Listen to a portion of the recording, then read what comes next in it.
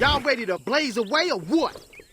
I find it hilarious and also really sad that this whole Wave 2 pass is adding back characters from Tekken 7 as DLC, but again, his reveal sounds like it had much more hype than Fakrom's, still repaying for DLCs though. Okay, despite the excitement, somebody has to say it.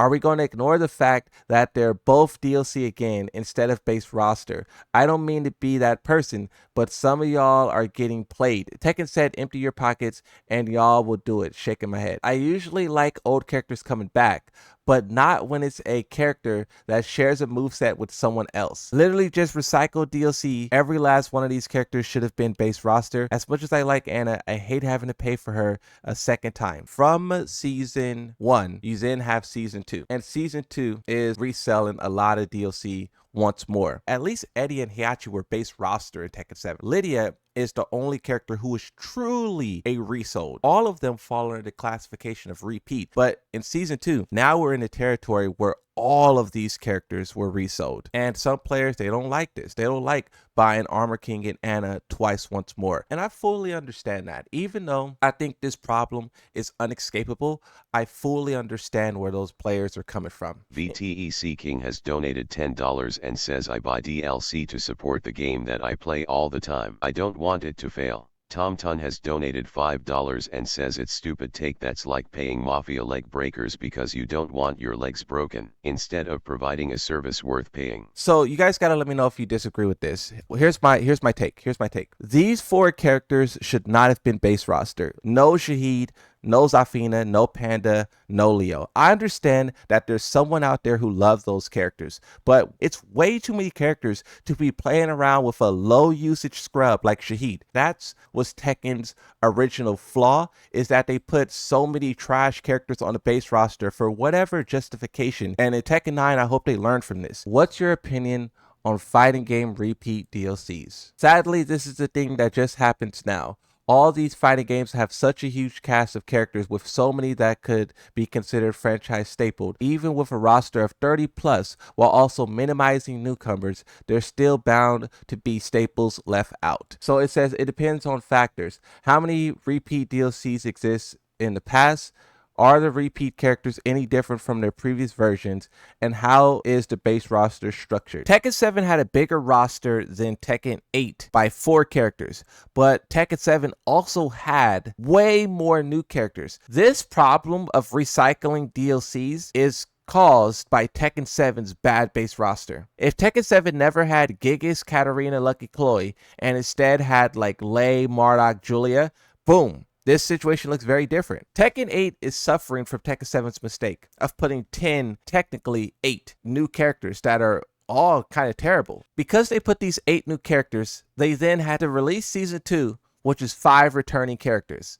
One could argue that all 5 of these returning characters could have, should have, would have been base roster if they didn't do Gigas, Katarina, Chloe, Shahid, and literally Josie. Out of those 5 characters, 4 did not make it into Tekken 8, and Shahid did, and he shouldn't even be there in Tekken 8 either. So I think that's the real problem that we're dealing with. It's Tekken 7's fault. I'll guarantee you, if Season 3 has Katarina and Miguel, these people will cry, "Where's Lei and Julia?"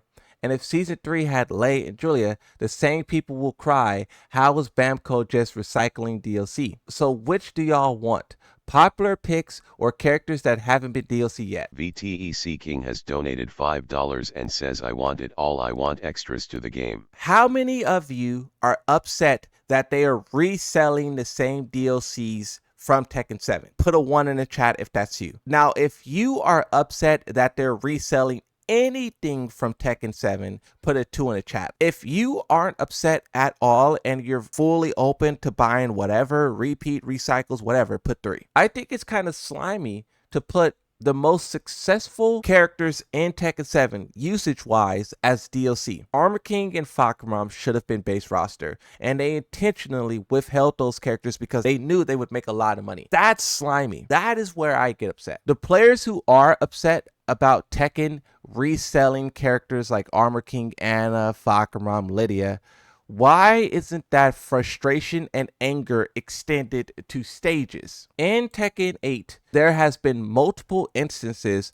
of the developers remaking a stage or remaking a song of a stage. The Pac-Man stage is a remake of Geometric Plane, but absolutely no one is upset at that fact. For both Tekken 7 and Tekken 8, they added beach style stages to the game, and these are callbacks to previous stages. Tekken 7 is a direct callback and the music is a remake, and then Tekken 8 is a less indirect callback, but once again, this stage song is a remake of another one, and absolutely no one got upset. This stage has a remake of a Tekken 3 song, I forget the name of it, but no one was upset by that. Arena of Tekken 8, this is, technically a remake of Tekken 7, which is technically a remake of Tekken Tag Tournament 2, and it goes all the way back to 5, 6, 4, and once again, you can even go further and talk about Mishima Temple. In Tekken 4, it was called Hamaru or whatever it's called. In Tekken 7, it was called Mishima Dojo. In Tekken 8, it's called the Secluded Training Ground. Basically, my point is, Tekken not only recycles characters, but also stages. But no one on Earth gets mad at the stages being base roster or DLC. And I asked why. I asked this question before, and the answer that I was given is that the stages are a massive overhaul and it's nothing like the original. Here's where I'll call a little bit of I don't know if the word is hypocrisy, but wasn't the complaint about Lydia in Tekken 8 is that she is nothing like Tekken 7? And when we talk about Eddie for Tekken 8, Eddie for Tekken 8 is so different from Tekken 7 to where the Eddie mains, they hated him upon release, and some of them begrudgingly continued to play him. I remember John Ding specifically said, Eddie is not Eddie, and then a couple of days later, he was like, I'm just going to continue playing him because I really love Eddie, the character, the idea of him. But the point is that stages are overhauled, revamped, recycled, whatever you want to call it, and they're brought back and no one says anything. But then when a character is done the same, then all of a sudden it's a big problem. And I just don't understand why we don't treat the two as equal. And even the Heihachi stage uses a recycled song as well.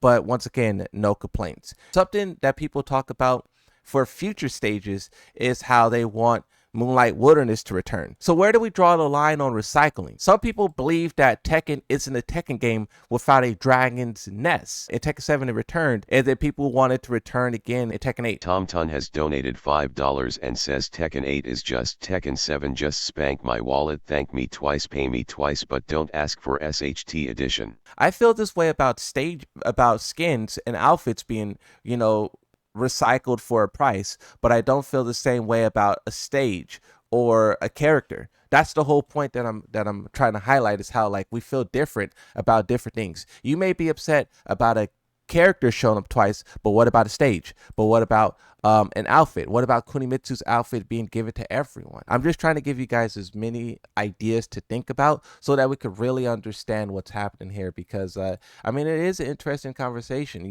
Where do we go from here? If players are really upset with the recycling and repeating of DLC, then what do we do? Tom Ton has donated $10 and says anybody liking Tekken 8, greed at this point are the same people that can't get soap and water in a frame trap with their cheeks to clean it out. Tired of people consuming mindlessly. Don't ask questions. Just consume product and then get excited for next product. I don't know, bro.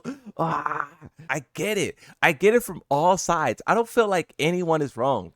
I don't feel like the developers are wrong for reselling DLC, because it's like you can't put all these characters on the base roster. You can't. Look at how many characters we're looking at. All of these characters really should be base roster. Agree or disagree? All of them should be base roster, and that's not possible. So I don't fault them for cutting this in half and selling some of it. I don't fault them. And then I also don't fault the players who are upset at that. Perry Asforus has donated £2 and says who you think makes it into Season 3. Marduk FTW. I think Marduk is going to be the start of Season 3. And then I think Julia, and then I think Miguel. And then I think Bob start of Season 4. And then maybe Kunimitsu. Slow Motion has donated $20 and says thank you for your donation.